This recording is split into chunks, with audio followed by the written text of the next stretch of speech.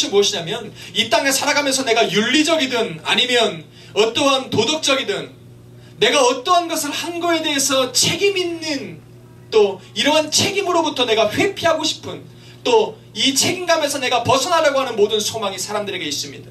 다시 말해서 무엇이냐면 사람들의 마음속에는 자기가 한 행동들에서 책임을 져야 하는 책임감들이 그들의 마음속에 있다는 것입니다. 그래서 여기서 벗어나고 싶은 마음들이 있는 것입니다.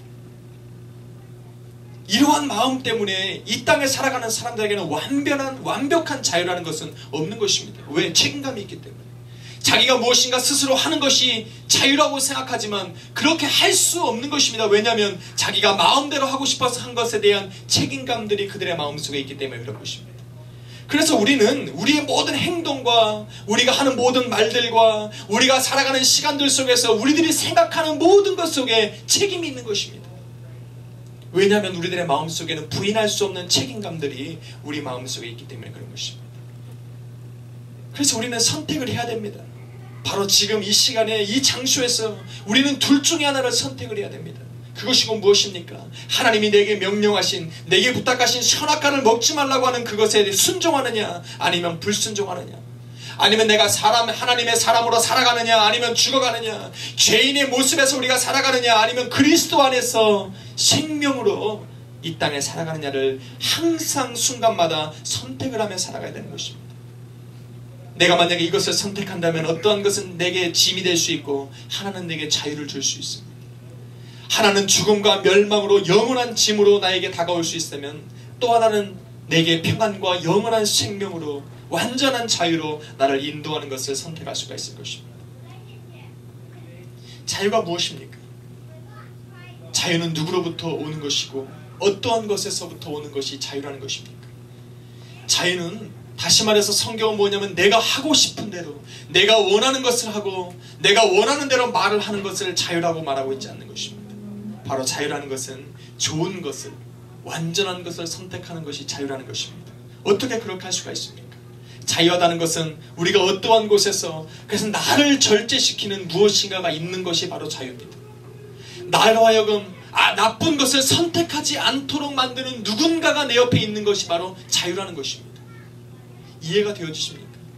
이 땅에 살아가면서 내가 원하는 것을 하는 것이 자유라고 우리가 생각하지만 그것을 할 때는 항상 우리를 멸망의 길이요 파멸의 길로 인도할 수 있는 위험 요소가 있는 것입니다.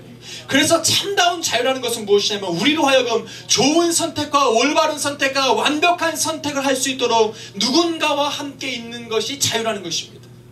그 사람의 인도함을 받아서 내가 좋은 것을 선택할 때야 비로소 내가 그 안에서 자유함을 누릴 수가 있다는 것입니다. 다시 한번 성경으로 한번 돌아봅시다. 오늘 본문 말씀을 보니까 사람들이 예수님에게 물어봅니다. 너가 누구냐는 것입니다. 당신이 누구냐고 물어봅니다.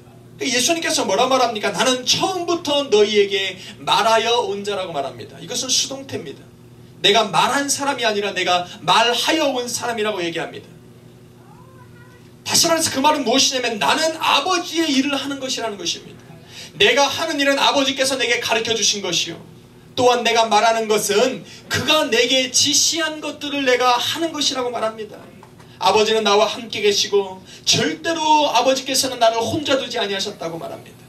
나는 항상 아버지 하나님의 기뻐하는 일을 하려고 노력했다고 말을 합니다. 이것이 바로 자유라는 것입니다. 예수님이 자유하셨냐고 물어보면 저는 분명 자유하다고 얘기합니다.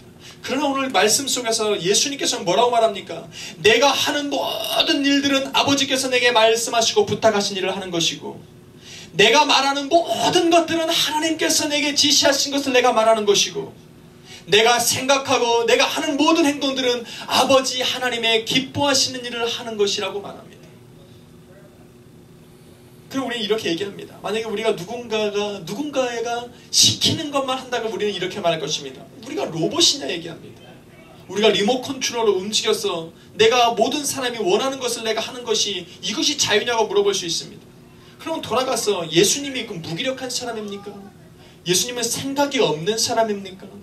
그래서 하나님이 원하시는 대로 그것을 할 수밖에 없는 사람입니까? 아니요. 예수님은 그런 분이 아니십니다. 성경은 뭐라 말합니까? 예수님은 분명한 목적이 있을 때에 많은 사람들이 자기를 반대하고 있을지라도 그 앞에 당당히 서서 자신이 원하는 말을 할 수가 있는 분이었습니다.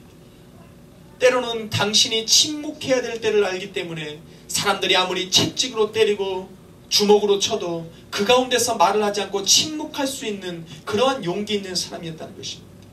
예수님은 용기가 있었고 사람들을 끌어낼 만한 지혜를 가지고 있었고 세상이 감당할 수 없는 그러한 지적인 사람이었습니다. 그럼에도 불구하고 하나님이 원하시는 것만 하며 살았다는 것입니다.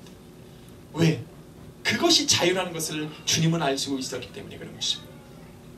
사람들은 참 하나님과 예수님과 함께하길 좋아했습니다. 특히나 아이들은 예수님만 보면 달려들었습니다. 모든 죄인들일지라도 예수님과 함께하는 것을 너무나도 좋아했습니다. 왜냐하면 예수님은 매우 안전한 사람이기 때문에 그렇습니다. 예수님은 스스로 자만하는 모습이 없었습니다. 예수님은 자기 스스로 위협적인 모습을 가지고 있지 않았습니다.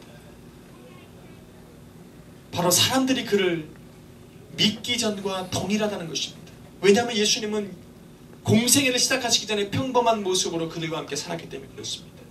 예수님의 모습 속에서는 어떤 위협적인 모습이 없기 때문에 그렇습니다. 오늘 본문 30절에 보니까 뭐라 말합니까? 30절을 통해서 사람들이 예수 그리스도가 그런 말을 하니까 많은 사람들이 예수를 믿었다라 말합니다. 다시 말해서 30절 이전에는 예수 그리스도를 믿는 사람들이 별로 없었다는 것입니다.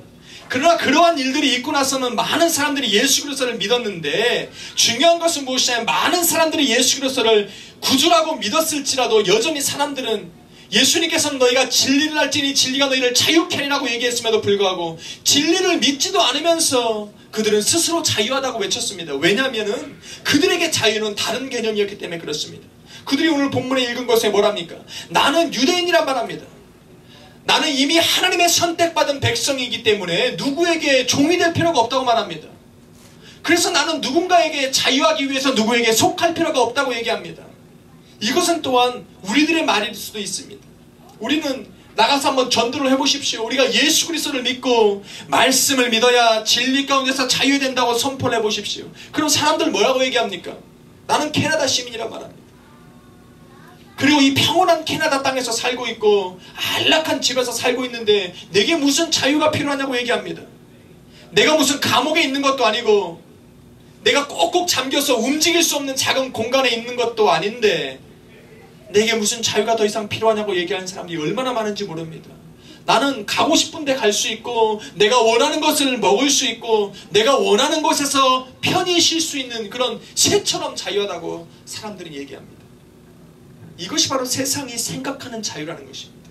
그래서 이러한 세상 가운데에 내가 진리를 알고 이 말씀이 너희로 진리를 가르쳐주고 또 그 진리